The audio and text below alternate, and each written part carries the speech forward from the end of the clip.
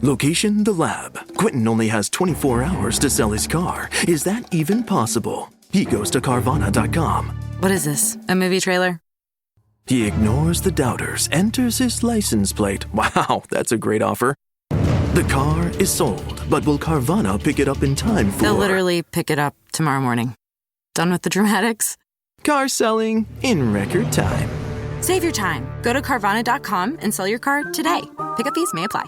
This is a wonderful birth story episode of a triumphant VBAC.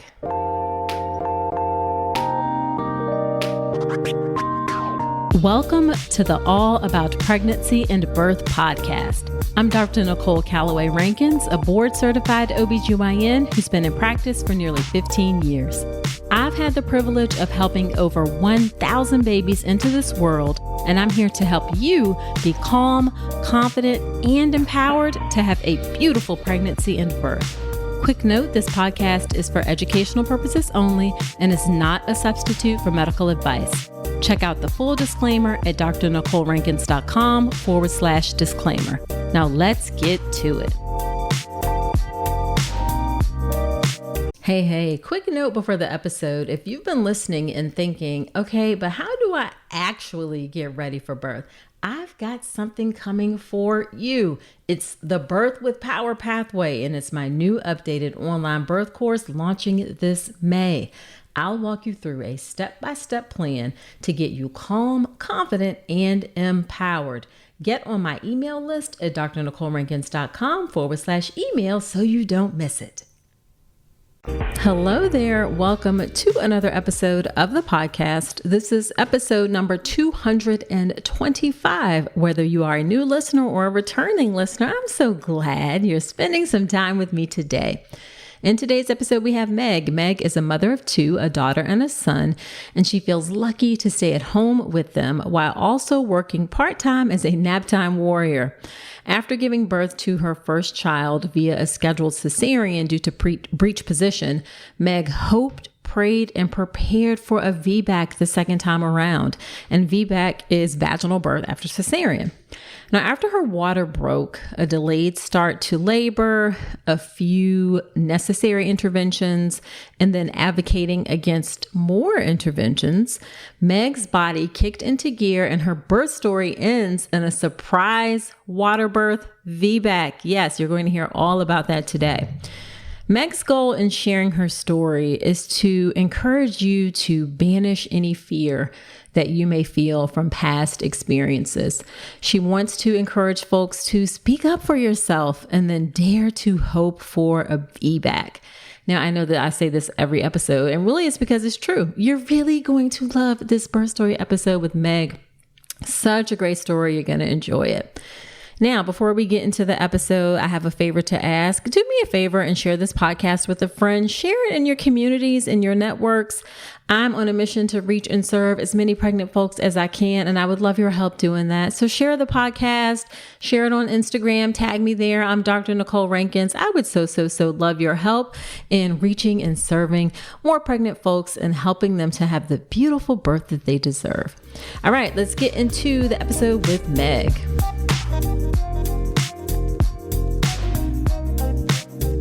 Meg, good morning. Thank you so much for agreeing to come on to the podcast. I'm so excited to have you share your story about your VBAC. Good morning. I'm excited as well. All right. So why don't you start off by telling us a bit about yourself and your family?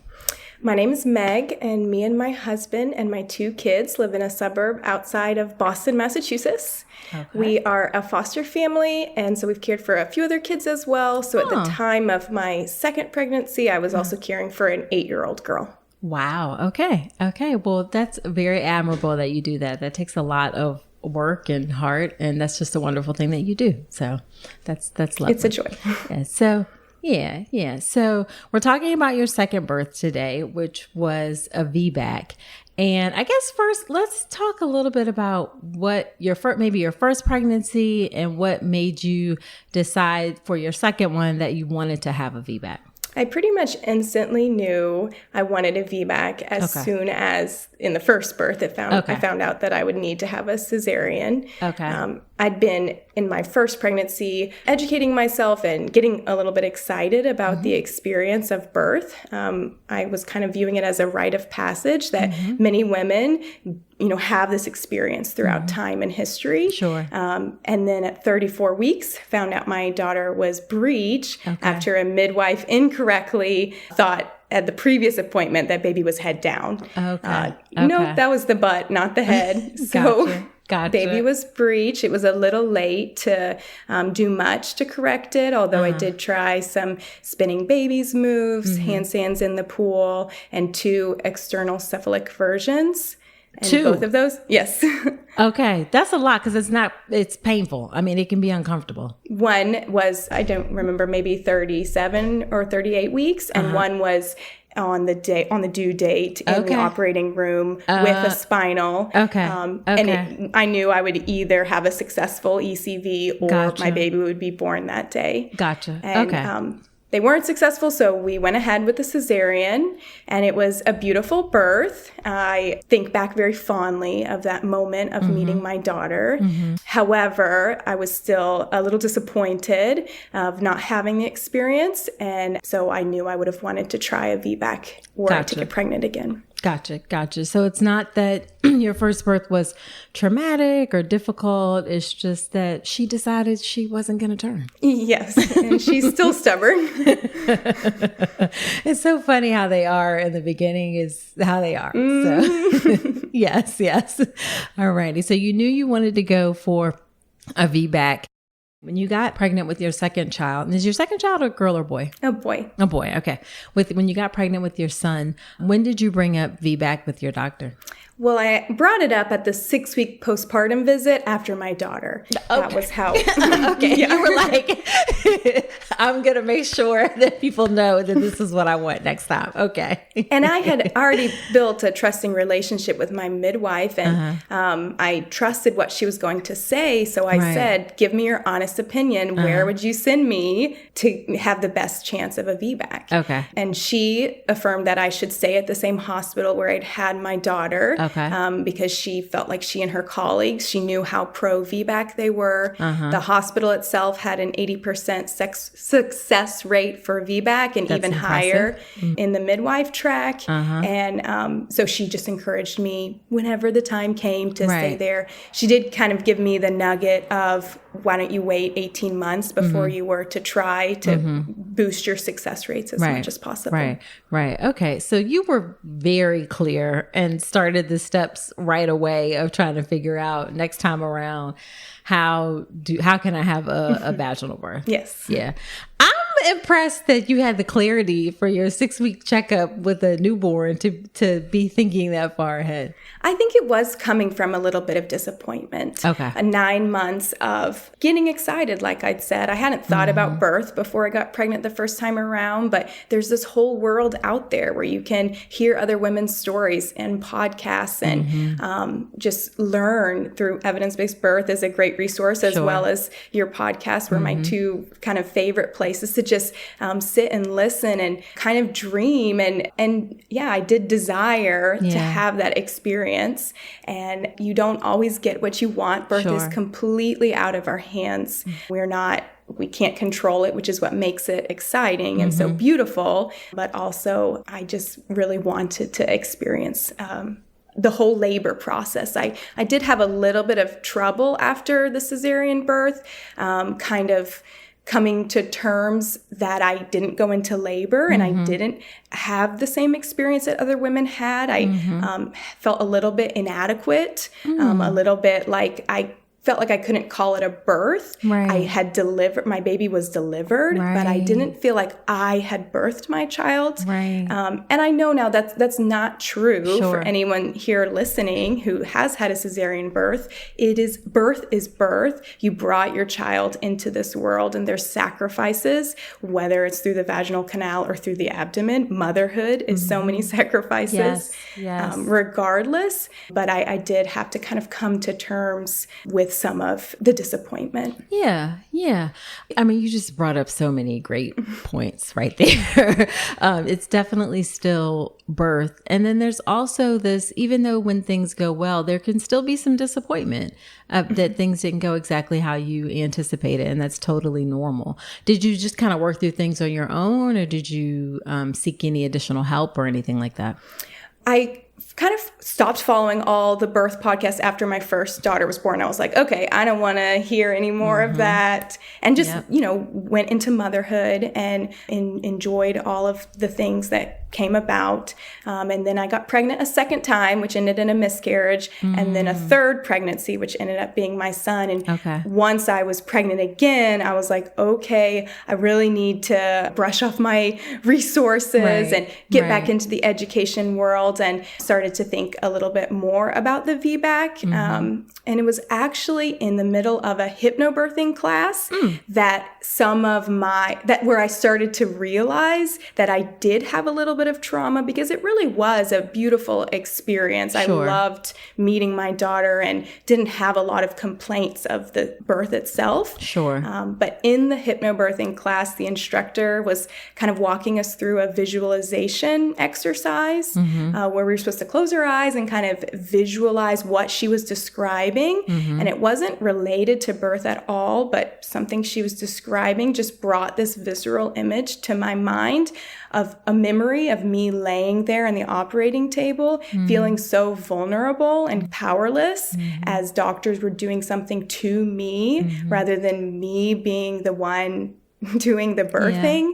And I started to cry in that moment. And then I was like, oh, wow, I didn't think I did, but I do have a little bit of fear or trauma from the cesarean birth itself that I want to work through, because nothing's promised. I would want to go for a VBAC, but I didn't know if it would end in a vaginal birth. So let's think about how I feel about the cesarean birth. And for me, processing through talking with my husband and even the instructor was enough for me to be able to recognize that was then, this is now. For someone else, it might mean needing to go to a professional, but I didn't think I needed that level. I was able to kind of face that fear and process through it, and come to terms with what had happened to me then. But now, hoping for feeling a little bit more in control. I recognized that was going to be important to me, not feeling vulnerable. And so something that I even talked through with my midwife was the birthing position itself. Because I knew that was going to be a way where I wasn't going to feel a little bit more in control.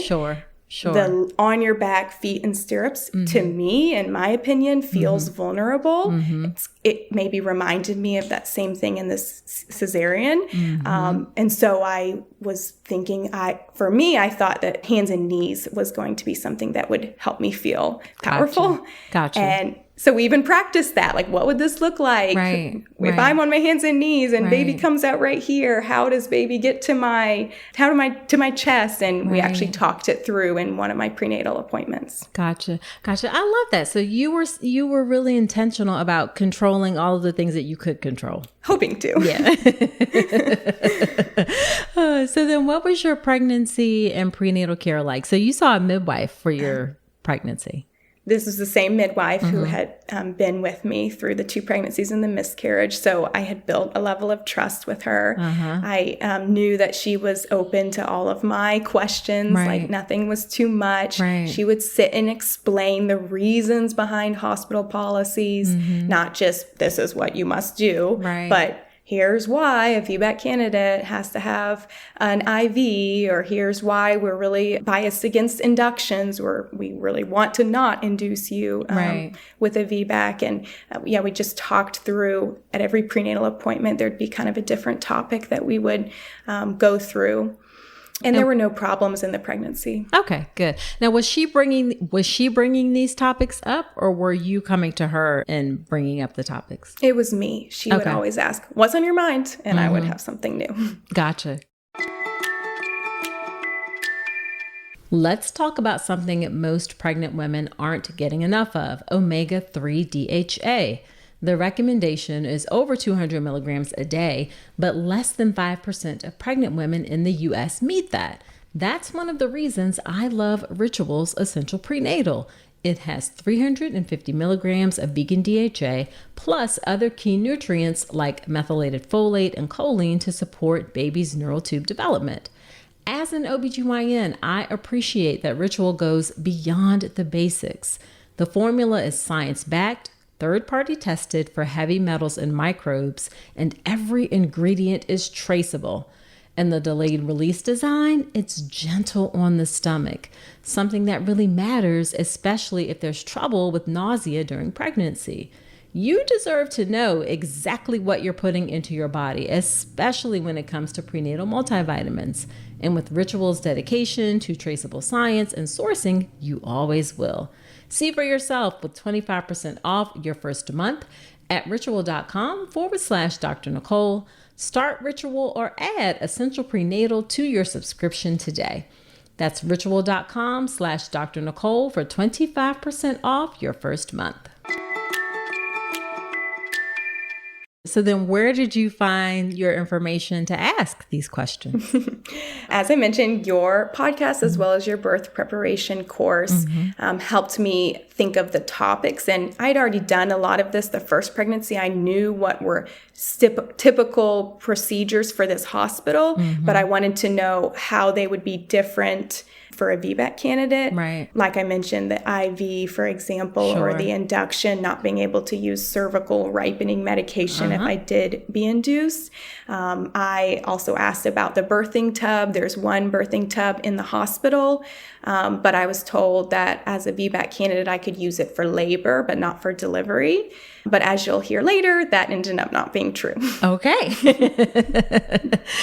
So then what were some things that you wanted for your birth other than trying for a vaginal birth? Yeah, that was the number one goal. And I wasn't trying to be too difficult. Like if I could achieve a VBAC, no matter how it happened, I would have been very pleased. Gotcha. But a secondary goal would be that I would hope for as few interventions as possible. Right. I would hope for unmedicated.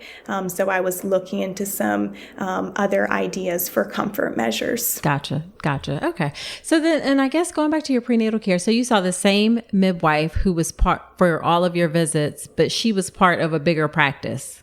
Yes, who in the same hospital. Okay. And did you know that was she guaranteed to be there for your birth? She was not. Okay. They did like a meet the midwives experience where I at least saw faces. Sure. But that was something that I was hoping for because there were a couple of midwives. You know, it always is like this. You don't really jive with all of them. So you're like, just let it not be those two. But anyone else, like, I can't wait to see them. Gotcha. And then did you meet any of the physicians in the practice at all? Not during prenatal care, only with the cesarean birth of my first daughter. And then one checked in on me during the labor and delivery process. Okay. So then was there anything that you were afraid of or worried about for this birth? I was worried baby would be breech again. I asked for the midwives to check me with an ultrasound every appointment, 28 weeks and beyond. Okay. Like, let's not make the same mistake. I already mentioned I was a little concerned about the VBAC itself. There are a lot of scary terminologies, like it's VBAC success rates versus failure. You're a candidate for a VBAC. It's attempting a VBAC. That language just isn't used for a first-time birthing mom. And then even a uterine rupture sounds pretty terrifying. Yeah. I'd rather, not rupture. Right. So I did want to face those facts and know exactly what the risks were. So it wasn't this general feeling of fear that was going to manipulate me into making decisions I didn't want to make, but I wanted to know the risks themselves. Sure. And so I put several podcasts on a queue. I think you cover VBAC pretty thoroughly in your podcast. Evidence-Based Birth has a long one. And then there were several other interviews, VBAC Link, VBAC Facts, that I just kind of put all in a row. And I didn't listen to until I was in a long car ride where I knew I would have time. Right. And me and my husband listened to them all and paused along the way, talking it out and processing through the emotions they made me feel, because I'm not going to lie, it is kind of hard to listen to when you're in that position and just fearing the worst case scenario. Right. But it did help to like put things in perspective and recognize how low statistics really are. Sure. And yeah, just think, okay, even if it happened, this is what it might look like. Right. And the risks of XYZ are so low. Right. There's also risks of having a second cesarean. So just kind of weighing the pros and cons and feeling like I can make an informed decision. Gotcha. I love that. So a lot of people, I think, get concerned or that it's a ton of overwhelming information. Like, Yes. were you spending like all of your time looking at things, or was it just kind of like, you were doing a little bit here, a little bit there? How were you approaching it? Yeah, and everyone has a different personality. So maybe I'm speaking to the person who is like me because, they're type A, listening to all of the things. Yes, raise my hand. That's me. I mean, I signed up for a lot of classes. I kind of pampered myself. I was like, do the prenatal yoga and the hypnobirthing class and the Pilates class that focuses on the pelvic core. And yes, every time I'm cleaning in the kitchen, I'm probably listening to a different podcast on birth. Right. But I wanted to do that. Sure. Like if anyone was in a place where they, weren't wanting to, then don't do it. Right. But I obviously recommend you go into birth with a bit of education so that you can advocate for things. Even later in my birth process, I had midwives kind of pressuring me to get Pitocin when I knew that would increase the risk of a uterine rupture. And I'm like, let's talk this out. And I was able to advocate for what I wanted. Right. And because I had a bit of education that you're just not going to get when you're in the middle of contractions. 100%. Okay. So then what was your labor and birth like? Labor came surprisingly 2 weeks early. Okay. I had convinced myself I would be past my due date. But of course And not. your son said, nah, that's not how it's going to go. We were not prepared. Our hospital bags were not packed. Right. My mother was not in town. And so we had to rely on some backup care for my daughter as well as our foster daughter who needed a specific placement for her. And so when my water broke two weeks early. And so in the morning on a Saturday, so that whole day, we were rushing around the house and I was wrapping up last minute things for my job and packing the bags. And of course I didn't go into labor because my mind was on overdrive. Sure. I think our bodies do respond to that. Absolutely. So it was not until Saturday night when we finally got our children squared away and we checked in with the hospital to confirm that it was amniotic fluid. But they sent me home for the night to see if I went into labor naturally. Oh, okay. So your water broke Saturday morning. And then you say, I assumed it looked like clear fluid and there were no issues or anything like that. Correct. And then you stayed at home. You're like, let me get all the things together. You actually went to the hospital and they sent you back home. I probably advocated for that. I said, let me go back home. It's nighttime now. Let me try to get sleep. I'm not in labor yet. And we know that we prefer to not induce me. And so, let's give this some time. Sure. And I in my mind, 48 hours was kind of when they really wanted to make sure things were going along. But I know the 24-hour rule. So by 24 hours, which would have been Sunday morning, was when they'd really want me in labor. But come Sunday morning, I had a few contractions throughout the night, but honestly, not that much. Okay. They were still pretty spaced apart, but obviously they had asked me to come back into the hospital by around the 24-hour mark. I took my sweet time. I got there Sunday morning. And was feeling a little discouraged, but not too discouraged, just hoping that my body would kick it into gear. I got set up because I'd already done triage the night before, and I'd met the nurse who was going to be there Sunday morning, and she took a liking to us, and she gave us the nicest room with the birthing tub, even though I figured I would just labor in that at some point. I asked to stay in my clothes instead of the hospital gown. I set up my lights and dimmed the lights and tried to make it a nice environment because I would have preferred to have labored at home. And instead, here I am in very early labor in the hospital. So we might as well make the best of this situation. Sure. And enjoy my hotel stay. Yes, absolutely. Because you are paying for it. So somebody's paying for it. Yes. So then what happened? Did you just hang out, or what happened to kind of get your labor going? Contractions were there, but very mild and spaced between. I'm easily able to have conversation, and I started practicing some of my breathing techniques during contractions, but then was pretty comfortable when they were not there. I got continuous fetal monitoring, which was required as a VBAC candidate, my IV in place. I'm sitting on a ball. Things did start to pick up. I started to get a little bit more back pain, so I used a lot of my heating pad. I would actually want to sit straight up. Right. My husband would try a little counter pressure, but it didn't really help that much. So things were getting a little more uncomfortable. Okay. I had several people coming in saying, when should we start the Pitocin? We'd really like to start with that because of the time. That's the only concern, right? So that I didn't have an infection. So we're weighing the risks of an infection versus the success of a VBAC. And I'm feeling very strongly that I want to give my body some time and see what can happen. But the midwives were feeling strongly that they'd like to start with me with Pitocin.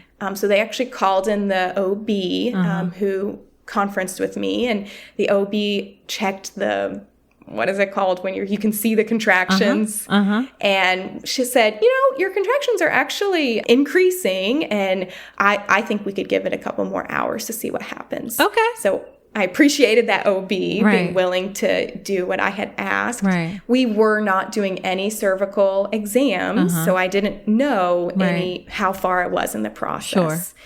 And was that intentional? To try to avoid infection. Yeah. So I assumed I was pretty early in the process. We were keeping in tabs with my doula, who I had hired the second time around to try to help me achieve the VBAC. And she was like, yeah, let me know how it goes. It sounds like you're really early. I won't come yet. Looking back now, I would have asked her to come sooner. But I was, trying to be respectful of her time and saying, okay, we're doing good now. You can come later. But things did just kind of start to pick up, like I said, and got a little bit more painful. I'm not sure exactly the timing. Around lunchtime, the OB came back in and said, right before that, I actually got in a pretty zen state that I appreciate my hypnobirthing class for, where I was just kind of sitting there for probably an hour, just focusing on surrendering to the contractions instead of fighting them. And I would say that was an hour of painless labor. My eyes were closed. I was listening to my favorite music, and I would just literally focus on surrendering. Like I said, that was my word. And that was a cool experience. And then I got up because I was like, oh, what time is it? I better go to the bathroom because I had heard you're supposed to pee every hour or so to try to help the process. So then when I got out of the Zen state, that back pain came back. And I was like, okay. I think during that process, my body probably was ramping up and doing things, even though it didn't technically look like it because the contractions were still spaced apart. And so when the OB came back in, she said, okay, things have slowed down. Let's give you the Pitocin now. But maybe they gave me 2 drops, and maybe that was what I needed to, kick me into gear. There's a reason why interventions are sometimes helpful.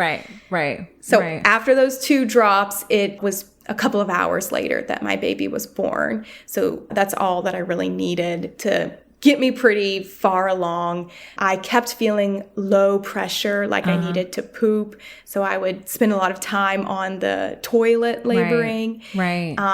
Nothing my husband was doing was helping.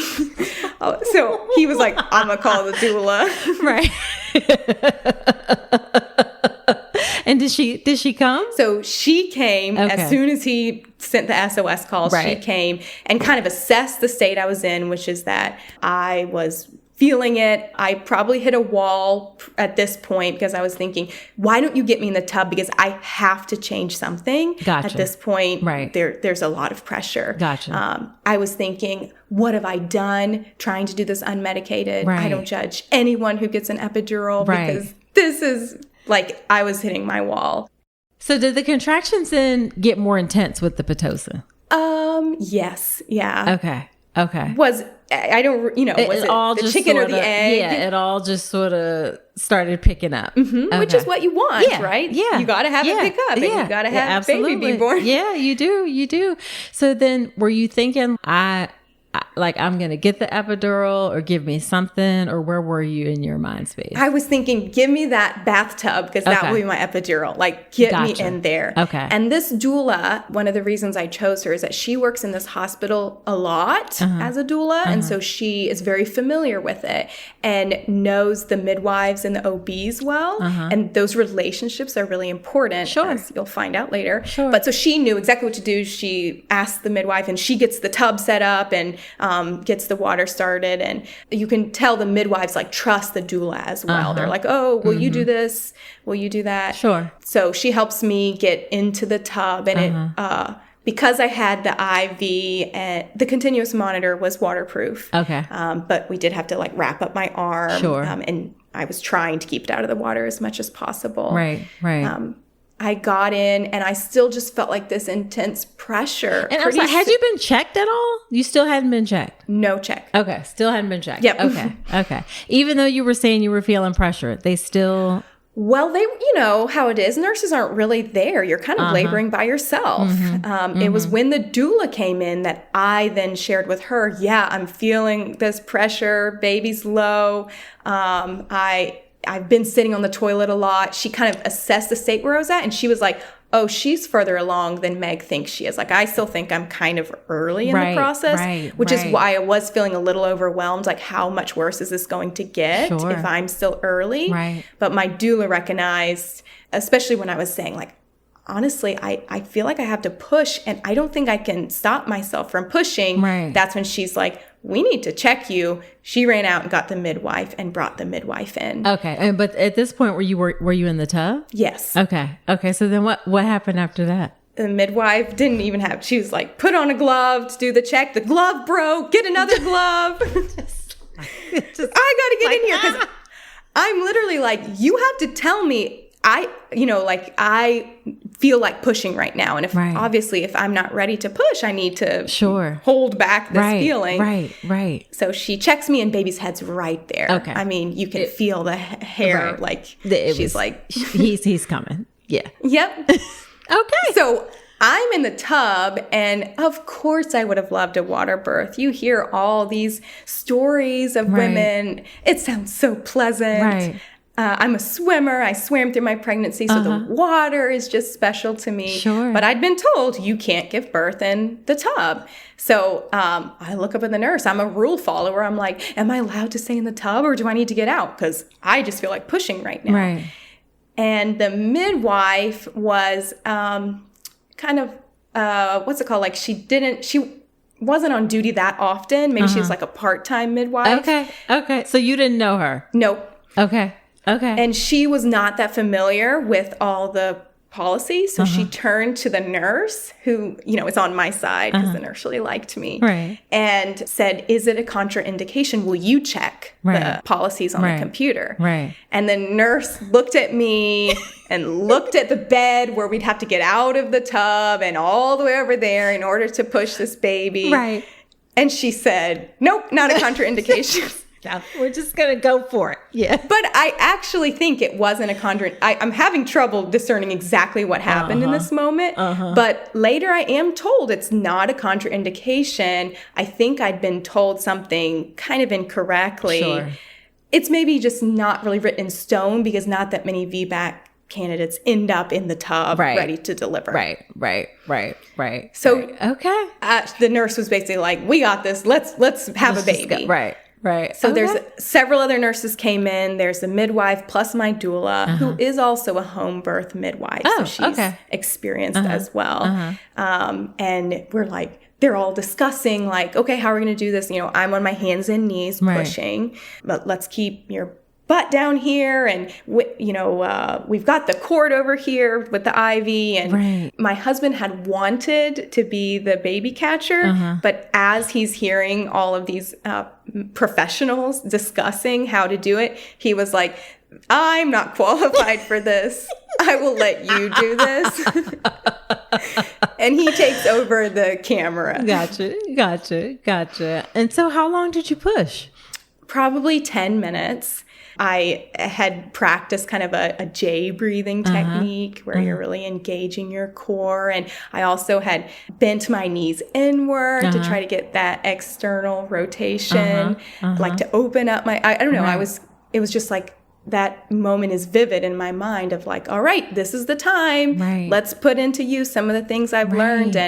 But then it was also very instinctual, right? Like you're just going with your gut and your feeling as you feel you need to push. And so now you're going to do that. And then it's going to pass and you're going to rest for a minute. And my doula was so helpful. Like I'm kind of vocalizing and she's like, yes, let it out, but also keep your energy. Like she's just helping me through it. And it was so motivating to be able to feel baby's head. And I feel fortunate that 10 minutes later, baby's born and they kind of push me back and put baby on my chest. And I have this moment on video that my husband was recording and I just keep rewatching it. And it's just so amazing that I was hoping for the VBAC and above and beyond what I'd even wanted, right? My goals were just to have a baby vaginally. And then I ended up with a water birth, which would have been my greatest dream, but I didn't even anticipate being able to have that. It just felt like such an undeserved blessing from above that I'd had the birth I didn't want. And then in this case, I was able to have everything I wanted and more. Oh, that is so beautiful. That is so, so beautiful. So then once he was born, then did they just keep you in the tub for a bit or did they get you over to the bed or like how did that work? It wasn't very long. I was in the tub and sometimes water birth babies come into the world a little bit shocked. And so he didn't originally cry. So they were like rubbing him and helping him. And then we find out he's a boy. We turn him over. And it was a surprise? Yes. Oh, nice. Probably pretty quickly, within a couple of minutes, they help me up to get me to the bed, which is where my placenta came out once I was on the bed later. Okay. And then did you need any stitches or anything at all? No. What are they called? On the outside, the labial, a couple labial tears, not first, second, or third degree perineal tears. Gotcha.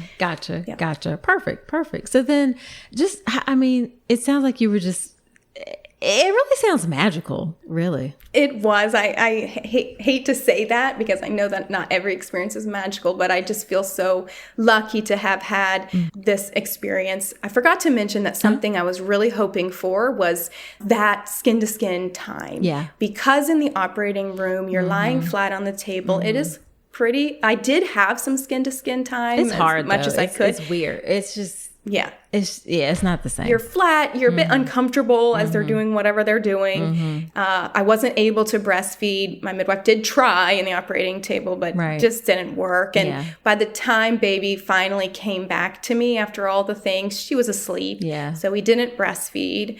And that was on my birth preferences sheet. I talked about the midwives and any nurse who came in to be with me during labor was, hey, it's really important that I have uninterrupted skin-to-skin time, assuming nothing medical, that people don't even ask me for my baby. I asked for 90 minutes. And that's essentially what I got. Baby was with me the whole time, and they just delayed the pediatrician to come in until later. Like, let it, It's not that hard. We don't.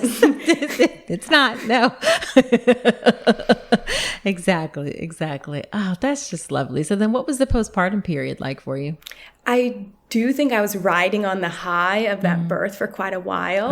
I mean, I felt very empowered. Like other random nurses or midwives would come in during my postpartum stay at the hospital to meet the accidental VBAC water birth, is what they were calling me.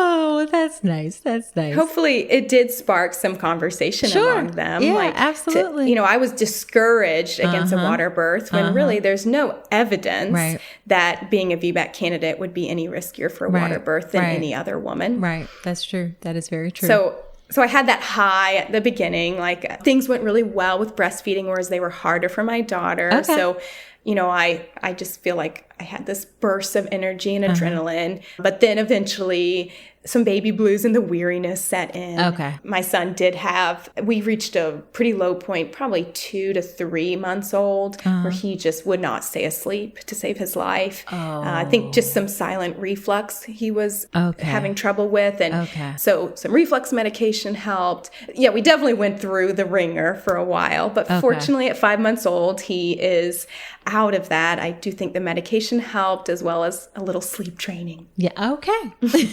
And sleep training is controversial. Some people say it's great. Some people say, you don't have to do it. It sounds like it worked out great for you. I was a zombie prior to it. So yes, I would recommend. Awesome. So then as we wrap up, then what would be your one big piece of advice that you would give to anyone who is thinking that they want a VBAC? Yes, I was going to say that's who I want to speak to. Any woman who thinks you might want a VBAC. I know that one of the biggest things is probably just this fear and these doubts that are set in your mind. And so my biggest advice would just be to take care of your mental health. And if you think you've had some trauma from that, you probably have. You probably have some level of a little bit of trauma from the cesarean. So how can you process through that?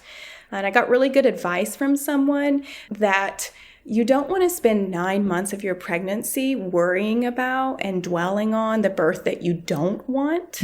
You want to spend 9 months thinking about the birth that you do want.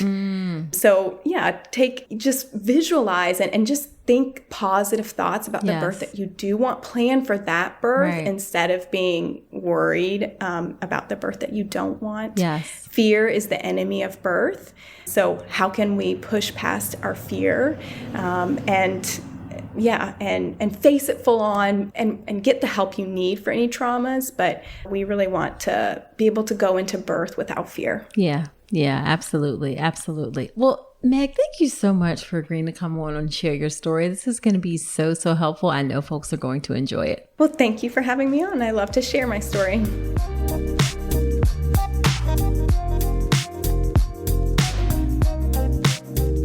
Wasn't that a great episode? I'm so happy for Meg that she got to have her beautiful, successful VBAC.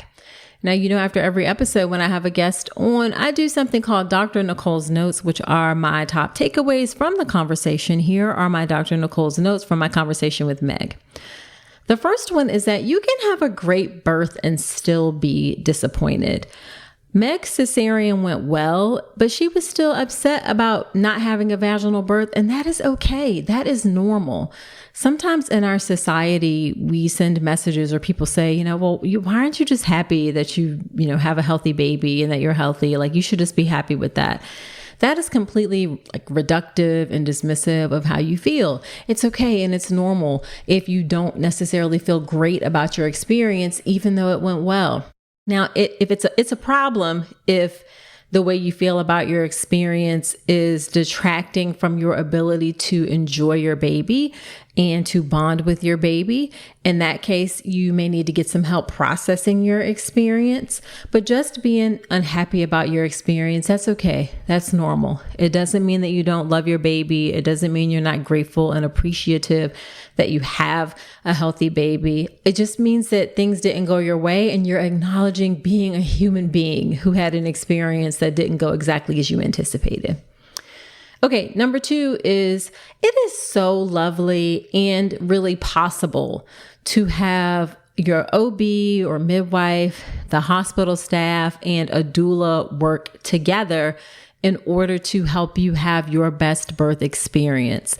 This is how our system really should be, that we should all work together to center the person giving birth and support them in helping them have the best birth experience for them by bringing our own set of expertises. So, your OB brings their expertise, your labor nurse brings her expertise, your doula brings her expertise, and we center you and work together to help people have that great birth.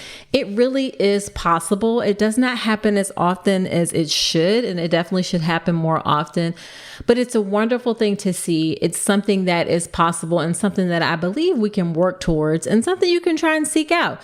You can talk to your doctor about working with a doula, the hospital staff about working with a doula, and you can make sure you have a doula who works well in that system. And when you're trying to find a doula, I have an episode that came out not too long ago, episode 218, where I go through a step-by-step process of helping you figure out like how to hire a doula, questions you can ask, all of that good, great stuff. It's a really great episode. I've gotten a lot of feedback that people enjoy it. It's episode 218. You can find that at drnicolerankins.com/episode 218.